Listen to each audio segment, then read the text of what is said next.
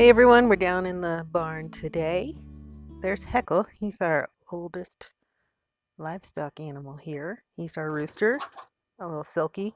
Um, but I'm down here today because we are going to try out a new system. This is called Fly Exterminator, and these are a particular kind of wasp that feeds on fly larvae.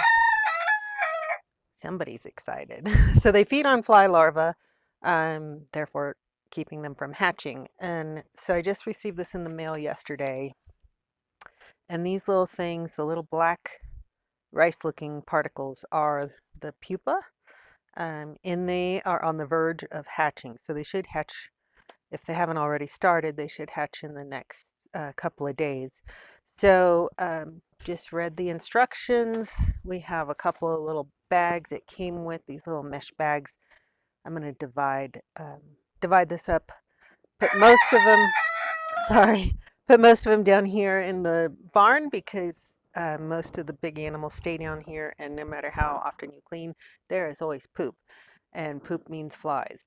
So we'll put the majority of them in this bag, hang it here out of the sun, and then I'll do a smaller bag of them for the chicken coop. And hopefully this will help with our fly problem without having to resort to aerosols and fly spray. Nobody here likes to be doused in fly spray, but it is important that we try to control the flies because they can also cause problems.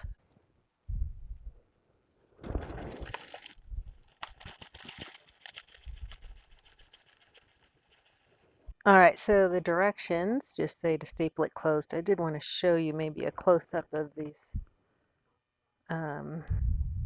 this little egg shell, little pupa. So it's really tiny, looks like a mouse turd. And apparently, according to the directions, they look the same even after they're hatched. So you won't, potentially you won't notice a big difference that they've hatched.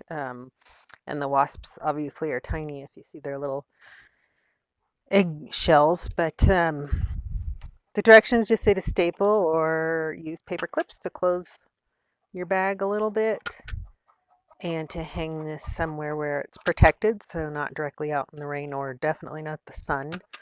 So I just have a piece of baling wire, and I'll hang one here inside the stall.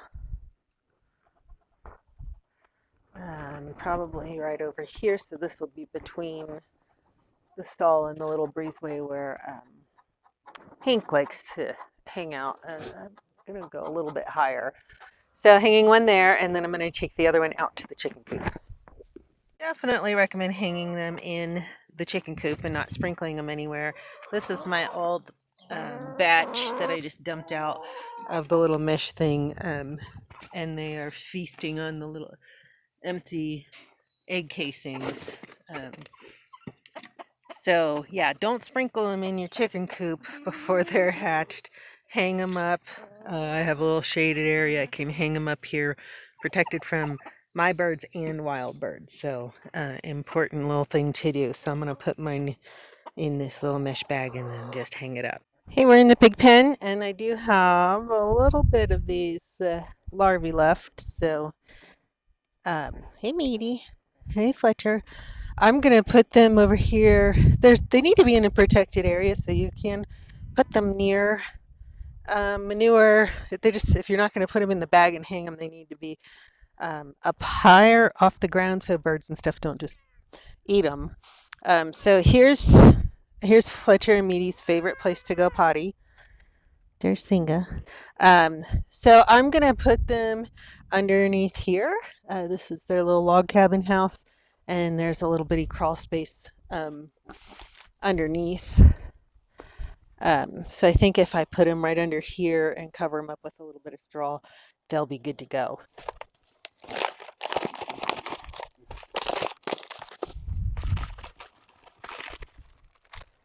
But a lot of people are a little concerned because they hear wasp and they think, well, I don't want that around my family or my pets or my pigs or my horses. But these wasps are tiny. So these are the eggs, or pupa, and they don't really change when they hatch. So these guys are actually hatching, if you can see the comparison with my pencil here. And we might actually see one that has hatched. They are way smaller than the casing itself. So I am very intrigued by these kinds of things, these natural predators and kind of biological ways to control pests out here. We try to do everything very natural, holistic ways, whether it's growing our food or treating the animals for illnesses. So this has been on my mind to try. We really just like using those aerosol sprays that kind of you put them on a timer and they release in the barn, as well as like the spray on fly sprays for the horses. Some are more natural than others, but they don't always work. This is a package of 5,000, and it says you should release 1,000 per large animal. And on the back here, it kind of shows you what they feel are large animals. So a horse, a cow, I think that's a sheep, would each get 1,000. I have little goats, so I'm hoping between, let's see, the goats and the pigs, that will be fine, so that we technically only have one large animal and the rest are maybe in the small range. But anyway, I will probably get more. It does say you should release them every 30 days during the warmer months. So we'll see. And they weren't very expensive. I want to say $12 maybe. I'll have to double check, but way cheaper than fly spray, trust me. So hopefully these work. I'll let you know. So stay tuned.